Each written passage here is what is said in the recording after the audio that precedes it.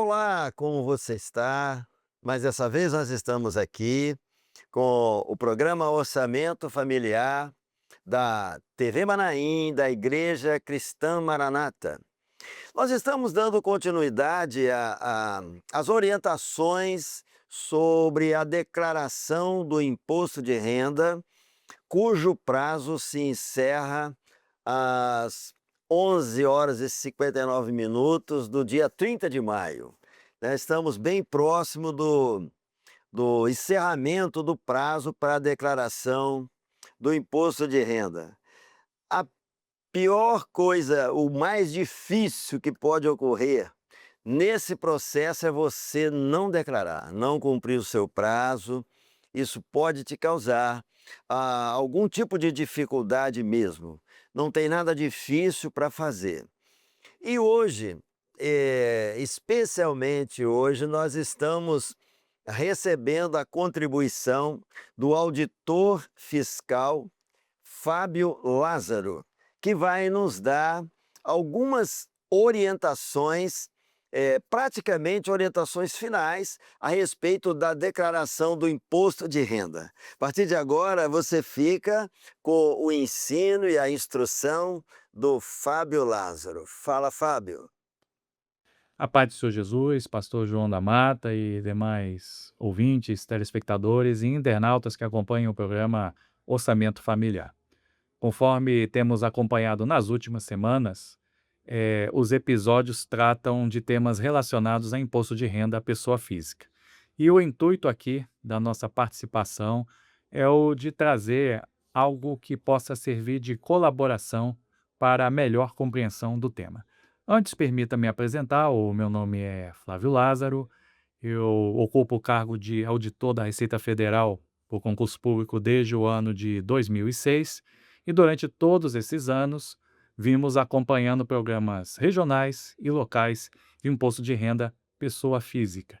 E o nosso desejo sincero é o de trazer algo aqui nesse vídeo, dentro da nossa experiência, que possa servir de subsídio e de colaboração para a melhor compreensão do assunto. E também estou diácono na Igreja Cristã Maranata de Itacuruçá, distrito de Mangaratiba, no estado do Rio de Janeiro, sob ministério do pastor Manuel Davi. Feitas essas apresentações, deixamos no ar a seguinte pergunta para a nossa reflexão. Sabemos que vários são os sentimentos suscitados nessa época do ano, quando se inicia a temporada de entrega de declaração de imposto de renda pessoa física. Mas, afinal, qual é a importância da tributação para a sociedade e para o país? Pensemos no seguinte: há vários serviços públicos com os quais já estamos habituados e que dependem de recursos da parte do Estado. A saúde, a educação, a segurança pública, a previdência social, a assistência social e tantos outros. Como estes serviços públicos subsistiriam se não houvesse a tributação?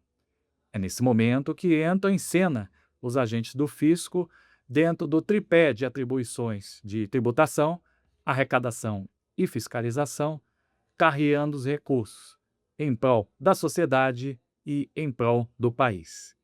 E então, deixamos uma reflexão final em cima dessa dúvida e que é de suma importância para compreendermos a importância da tributação. Uma sociedade organizada que deseje viver em constante estado de pacificação não abre mão dos tributos. Os tributos são, no fim das contas, o preço que a sociedade paga por essa pacificação social. Dito isto, talvez haja a curiosidade de sabermos como surgiu o imposto de renda em nosso ordenamento jurídico. No âmbito global, estipula-se que as primeiras ideias, inserções sobre o tema vieram da Europa, Florença, na Itália, ou mesmo no Reino Unido, por volta do século XVI. Mas há controvérsias quanto a isso. No caso brasileiro, a ideia de se tributar as pessoas físicas vinha do século XIX, e a história brasileira mostra que foi um período de muitas guerras, insurreições. mas sempre houve uma oposição muito grande da parte do Congresso e também da sociedade. Mas, enfim, em 1922, por meio de um decreto-lei, e no fim daquele ano, eis que surgiu o imposto de renda à pessoa física, mais ou menos da forma como conhecemos. Ou seja, trata-se, portanto, de um imposto que já é centenário no nosso ordenamento jurídico. O que mudou de lá para cá, em termos de legislação e sua aplicação, tem a ver com alguns aspectos específicos. O imposto de renda no início era censitário, ou seja, só quem tinha uma determinada renda mais elevada era obrigado a pagar.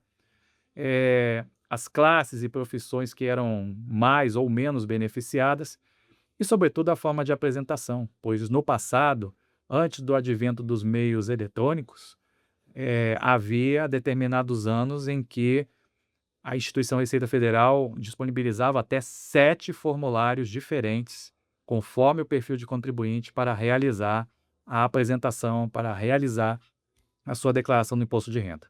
Na Constituição, o imposto de renda está previsto no seu artigo 153, inciso 2º, e no Código Tributário Nacional, em seu artigo 43, e vale ressaltar aqui que o imposto de renda, na verdade, se desdobra em 3 espécies. O imposto de renda à pessoa jurídica, que não é do nosso trato aqui nesse episódio, o imposto de renda retido na fonte, aquela mordida, como se diz, que o contribuinte acaba recebendo dos seus salários, dos seus proventos, e que leva a ajuste anual para tentar recuperar esse valor, que em regra é recuperável, e o imposto de renda à pessoa física propriamente dito, que é fruto dessa obrigação que todo contribuinte tem de realizar o ajuste anual.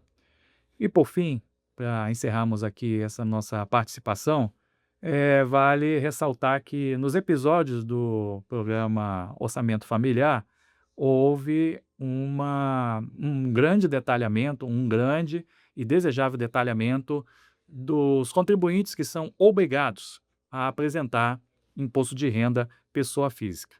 Em verdade, existe uma norma, uma instrução normativa que prevê tal obrigatoriedade, que muda um detalhe ou outro a cada ano. Mas, se a gente for resumir aqui a obrigatoriedade em poucas palavras, a gente entende que, invariavelmente, quem é obrigado a declarar é o contribuinte que tem domicílio tributário aqui no Brasil e que percebe renda a partir de um determinado patamar de valor, renda essa oriunda de qualquer atividade econômica, inclusive atividade rural, inclusive atividade de microempresário ou microempreendedor individual, inclusive rendimentos oriundos de proventos, pensões ou remunerações de qualquer outra espécie. Também seria obrigado a declarar imposto de renda os contribuintes que têm bens acima de um determinado patamar de valor, ou ainda, como hipótese a ser levantada aqui, aqueles que tenham, de alguma forma, operado no mercado financeiro, que sejam alvo e objeto da percepção do chamado ganho de capital. O que é importante ressaltar é que o prazo final de entrega para esse ano de 2025 é até às 23h59 do dia 30 de maio.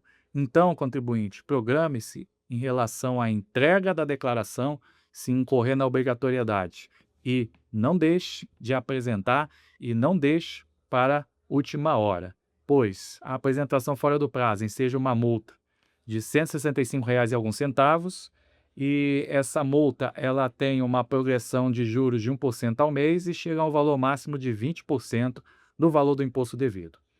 Para encerrar essa participação, é preciso também esclarecermos o seguinte: quem não é obrigado a declarar imposto de renda também pode fazê-lo se o objetivo é recuperar o imposto de renda retido na fonte sobre os seus salários ou proventos.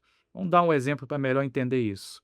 Suponha que eu iniciei uma determinada atividade, eu fui chamado para um determinado emprego nos 2 últimos meses do ano de 2024 e fui chamado para receber um salário bastante razoável dentro da realidade de mercado. Vamos lá, 6.000, 7.000 por mês. Então significa que em 2024, se eu trabalhei 2 meses, eu recebi de 13 a 14 mil reais. Dentro dessa faixa salarial, com certeza houve retenção na fonte. De que forma eu posso recuperar essa retenção na fonte? através da apresentação em 2025 da declaração de ajuste anual. Bom, mas eu não sou obrigado a apresentar. Sim, mas o imposto retido na fonte sobre o seu salário é recuperável, porém, a única maneira de recuperá-lo é através da declaração de ajuste anual. Bom, então, assim, encerramos essa participação e esperamos que em outras oportunidades nós possamos discorrer um pouquinho mais sobre esses e outros assuntos que digam respeito à declaração de ajuste anual. Assim, nos despedimos de todos com a paz do Deus. Muito bem, muito bom. As instruções do Fábio. Obrigado, Fábio. Nós te agradecemos por essa contribuição, né, com os nossos telespectadores, a sua participação aqui na TV Manaim conosco.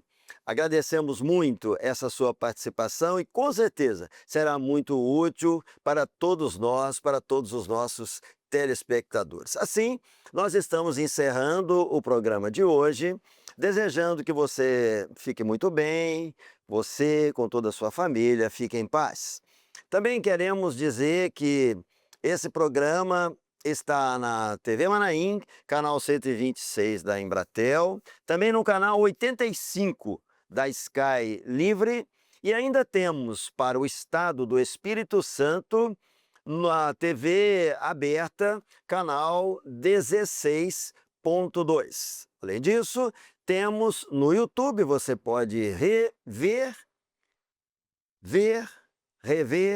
né, e se instruir a respeito dos ensinos que são trazidos nesse programa. Importante você fazer o seu comentário, dê o seu like e também compartilhe com alguém que você ache que é interessante esse conteúdo, né?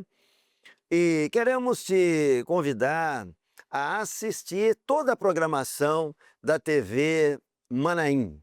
É uma programação limpa, sadia, que vai trazer muitos conteúdos bons para você e para a sua família. Assim nos despedimos, desejando que você esteja em paz. Até o próximo programa.